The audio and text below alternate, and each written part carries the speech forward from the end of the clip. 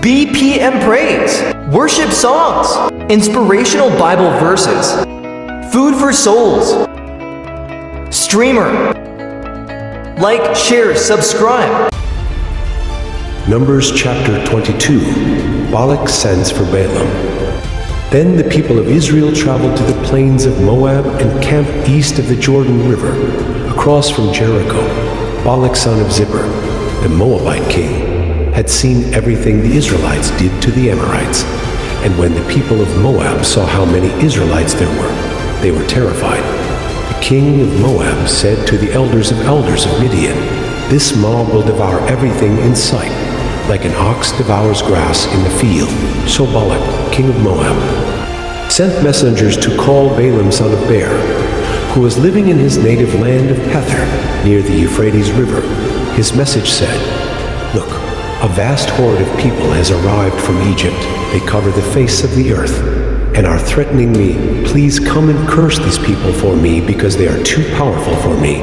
Then perhaps I will be able to conquer them and drive them from the land. I know that blessings fall on any people you bless, and curses fall on people you curse." Balak's messengers, who were elders of Moab and Midian, set out with money to pay Balaam to place a curse upon Israel. They went to Balaam and delivered Balak's message to him. "Stay here overnight." Balaam said, "In the morning, I will tell you whatever the Lord directs me to say." So the officials from Moab stayed there with Balaam that night. God came to Balaam and asked him, "Who are these men visiting you?" Balaam said to God, "Balak son of Zippor, king of Moab, has sent me this message.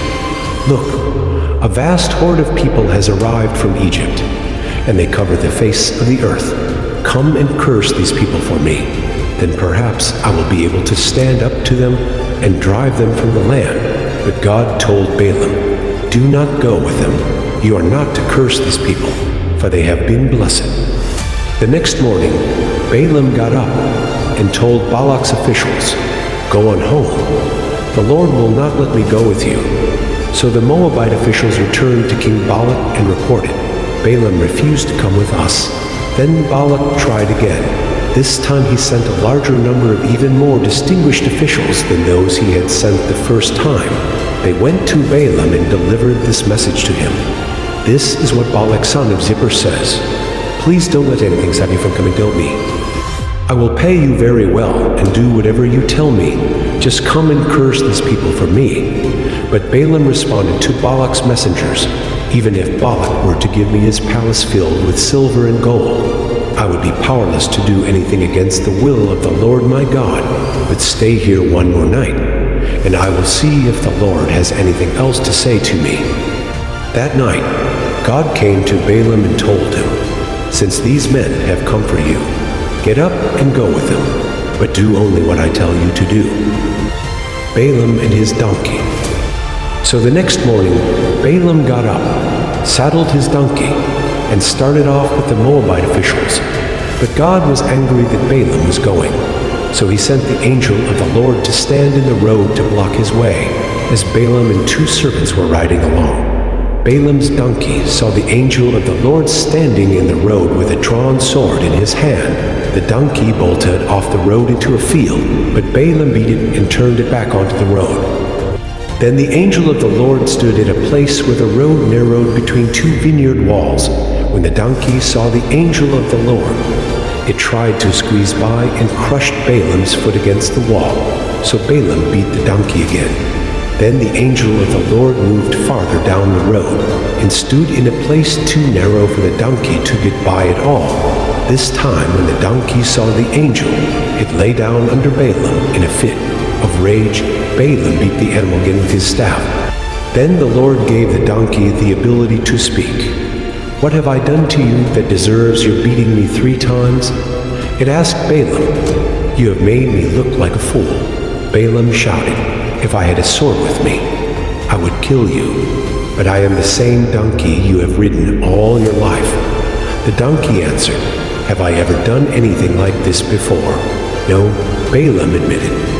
Then the Lord opened Balaam's eyes, and he saw the angel of the Lord standing in the roadway with a drawn sword in his hand. Balaam bowed his head and fell face down on the ground before him. "Why did you beat your donkey those 3 times?" The angel of the Lord demanded. "Look, I have come to block your way because you are stubbornly resisting me. 3 times the donkey saw me and shied away. Otherwise, I would certainly have killed you by now and spared the donkey."